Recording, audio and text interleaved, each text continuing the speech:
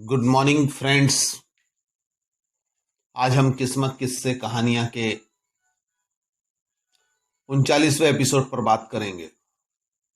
मैं हमेशा की तरह गुरुद्वारा महान गुरु नानक साहब गोल्फ लिंक साउथ दिल्ली में लंगर सेवा कर रहा था। री, रीना तिवारी द्वारका से गोल्फ लिंक आई थी और पानी की प्यास और भूख लगने पर वो लंगर खाने आ गई। लंगर खाने के बाद में उसने लंगर हॉल के चारों तरफ में लगी हुई कुछ फोटो देखी जिसमें बच्चों को पढ़ाते का जिक्र था, बच्चों की पढ़ाई शुरू करने का जिक्र था। तो लंगर खत्म होने के बाद में उस सिलसिले में रीना तिवारी ने मुझसे बातचीत की और मैंने रीना तिवारी को इग्नू नाम की जो यूनिवर्सिटी है वहां से पढ़ाई शुरू करवाते हैं यह बताया। रीना तिवारी जो है वो, उसको जब पता चला कि मैं ज्योतिष हूं तो उसने मुझसे कंसल्टेंसी लेनी चाहिए और गुरुद्वारा महान गुरु नानक साहब के बगल में जो ज्योतिष नाम का मेरा बंगला था उसके काउंसलिंग रूम में कॉफी पीते हुए मैं रीना तिवारी को कुछ बातें बताने लगा जो उनके भविष्य को निर्धारित करने वाली थी। मैंने रीना तिवारी की कुंडली देखने के बाद में एक बात उसको सीधी सीधी बताई। गले का कारक ग्रह जो है, गले से संबंधित राशि मृत्यु स्थान में आती थी और गले का कारक ग्रह भी बीमारी के स्थान में बैठा था और बीमारी के स्थान का स्वामी मृत्यु स्थान में था।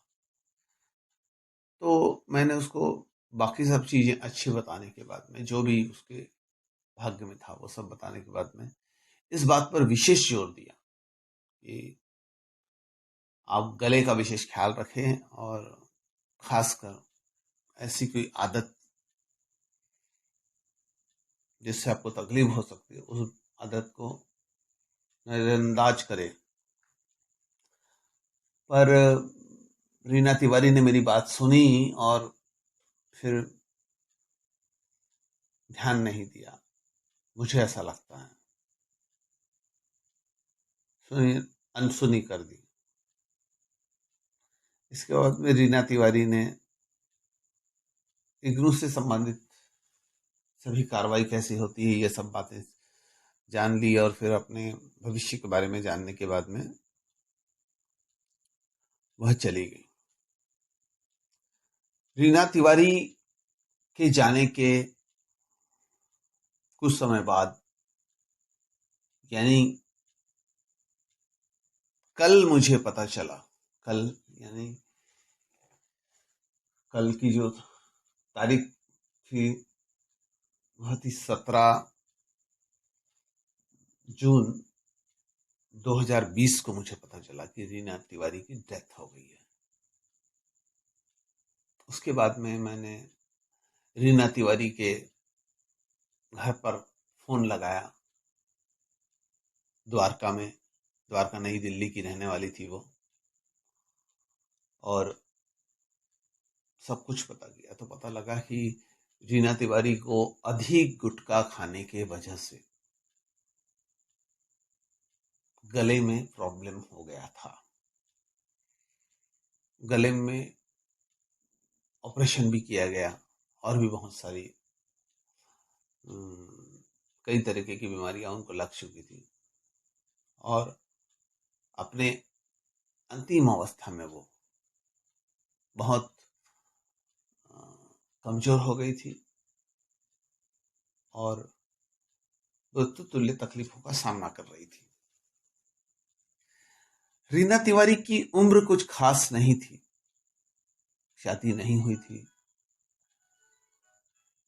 27 साल की रीना तिवारी गले की बहुत सारी प्रॉब्लम्स और गुटके की होने वाली परेशानियों की वजह से जो शरीर में बीमारियां डेवलप हुई थी, उसके कारण मृत्यु को प्राप्त हो गई। रीना तिवारी में प्रतिभा बहुत ज्यादा थी। उन प्रतिभाओं की तरफ वो ख्याल देती तो शायद रीना तिवारी बहुत अच्छे से उभर सकती थी, पर रीना तिवारी को बहुत परेशानी हुई। वह अपनी आदत, गुटखा खाने की आदत के वजह से, एक प्रतिभा संपन्न लड़की होने के बावजूद कम उम्र में ही मृत्यु का कारण बनी। दोस्तों, जब हम कुंडली देखते हैं तो उसमें हमारे को किस आदत के कारण नुकसान हो सकता है, क्या चीज हमारे लिए घातक हो सकती है, ये साफ दिखती है। हम भी कुछ बड़ी मात्रा में चीजें समझ में आने पर उनको समझा देते हैं, पर कुछ लोग इस तरफ ध्यान नहीं देते और फिर उनकी हालत रीना तिवारी जैसी होती है। मैं पूरी जिम्मेदारी से यह बात बताना चाहता हूं कि अगर आपको समझ में आता है कि फला बीमारी से हमको ऐसा कुछ हो सकता है, तो आप उसकी तरफ विशेष ख्याल कीजिए और भविष्य में होने वाली रीना तिवारी के साथ में जो घटना हुई है उसको टालने का प्रयास कीजिए। हमारा जीवन अमूल्य है और हमारे जीवन पर हमारा खुद का अधिकार नहीं है। हमारे जीवन पर हमारे माँ बाप, भाई बहन, समाज, इन सब का अधिकार है। इसलिए जब आदमी आत्महत्या करता है तो पुलिस उस पर केस बनाती है। ये हमारा जीवन जो है वो संपत्ति है इस राष्ट्र की, तो राष्ट्र की संपत्ति को नुकसान ना पहुंचाए, अपने जीवन के साथ में ना खेले। और यदि आपके लिए कुछ डेंजर चीजें बताई गई है तो उसका विशेष तौर से ध्यान रखकर कड़ाई से पालन करके अपने जीवन को बचाने का प्रयास कीजिए। यही निवेदन के साथ में मैं जमशेद सिंह कपूर आपसे विदा लेता हूं। धन्यवाद।